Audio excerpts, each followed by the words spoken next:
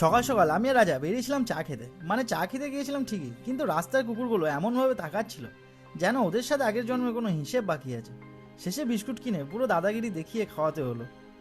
তারপর বাড়ি ফিরে দেখি সবাই মুড়ি নিয়ে এমনভাবে বসেছে যেন বড় কোনো মিটিং চলছে।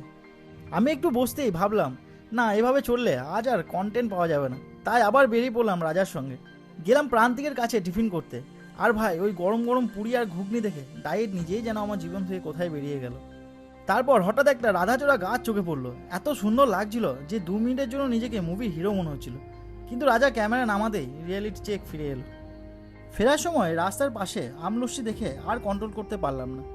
এক গ্লাস খেলাম, তারপর ভাবলাম বাবুর জন্য একটা নিয়ে যায়, না হলে বাড়ি গিয়ে ইন্ট্রোগেশন শুরু হয়ে যাবে।